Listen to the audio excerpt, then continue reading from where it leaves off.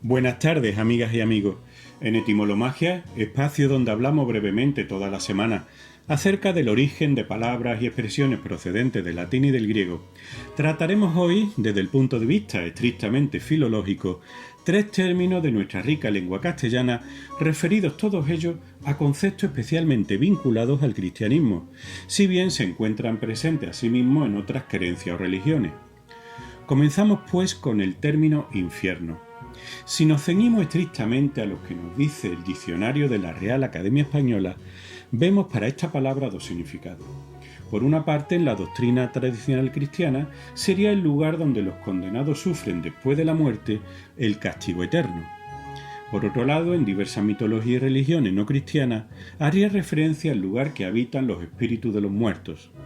Pues bien, en cuanto al origen de la palabra en sí, diremos que inferus, inferi, es un sustantivo propio del latín eclesiástico que tomaría el significado de infierno tal cual hoy lo ha hecho. Sin embargo, en el latín clásico lo que tenemos es el adjetivo inferus, infra, inferum, con el significado de situado abajo o subterráneo, cuyo comparativo de superioridad sería inferior para masculino y femenino o inferius para el neutro. Se traduciría por más abajo o muy abajo. La palabra inferior, por lo tanto, nos ha quedado en español como inferior. Según el diccionario de la Academia, el término inferior es un adjetivo que puede significar que algo está debajo de otra cosa o que simplemente es menos que ella en calidad o cantidad. O sea, que infierno, evolución de inferior, literalmente es lo que está situado más abajo, el mundo bajo el suelo, el mundo subterráneo. Ya en Roma, las inferiae inferiarum hacían referencia a las exequias o los sacrificios ofrecidos a los dioses manes. En la mitología romana, divinidades colectivas de ámbito doméstico que se asociaban a los muertos, a los espíritus de los antepasados y que se relacionaban a su vez con otros númenes familiares como los lares, los lémures, los genii o los penates.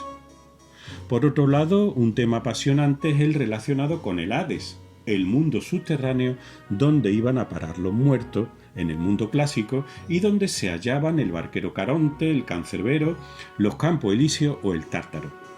Precisamente este último será el destino de los malvados, identificándose con él el infierno del cristianismo, en tanto los campos elíseos equivaldrían propiamente al paraíso de los justos.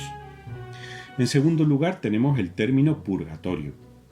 Según el diccionario de la Academia, la primera acepción nos llevaría a la doctrina católica, siendo el estado de quienes, habiendo muerto en gracia de Dios, necesitan aún purificarse para alcanzar la gloria. Efectivamente, en el latín tardío, el adjetivo purgatorius se traduciría como purificador o que purifica, y se relacionaría con la raíz del verbo purgare, que significaba limpiar, purificar, de donde a su vez vendría la palabra purgante en español como sinónimo de laxante. Por lo tanto, literalmente, el purgatorio sería el lugar donde nos purificamos, donde nos acabamos de limpiar. Ya sabéis que el purgatorio es el segundo de los tres espacios en que se desarrolla la Divina Comedia de Dante Alighieri, precedido por el infierno y antecediendo al paraíso. A su vez, el purgatorio del poeta florentino se dividía en antepurgatorio, purgatorio y paraíso terrestre. Un concepto en cierto modo relacionado con el anterior sería el de limbo. Aprovecharemos para decir que la palabra limbo proviene del latín limbus, que significa borde o límite, también pudiéndose aplicar a la orla o extremidad de un vestido. Este término se aplicó en la teología medieval para referirse a una región fronteriza del más allá, el borde del infierno, donde se creía que iban las almas que no podían acceder al cielo ni eran condenadas tampoco al infierno, como por ejemplo los niños que morían sin bautizar. Y ya en tercer lugar comentaremos la palabra paraíso. En el diccionario de la Academia nos encontramos en primer lugar dos acepciones. Por una parte, en el Antiguo Testamento haría referencia al jardín de las delicias o del Edén, donde Dios colocó a Adán y Eva. Por otro lado, haría referencia al cielo, al lugar en que los bienaventurados gozan de la presencia de Dios. Pues bien, diremos que esta palabra vendría directamente de paradisus paradisi, que en latín eclesiástico ya hacía referencia bien al gran jardín, al paraíso terrenal, o bien a los cielos. Pero esta palabra vendría a su vez del griego, donde tenemos el sustantivo paradeisos con el significado de parque o jardín, y que a su vez procedería del idioma avéstico, de la palabra del avéstico paeridaeza, un término que significaba recinto amurallado o cercado circular. Esta palabra persa hacía referencia a los hermosos y cercados jardines reales, y ya sería adoptado por los griegos de la Septuaginta para referirse a los jardines del Edén.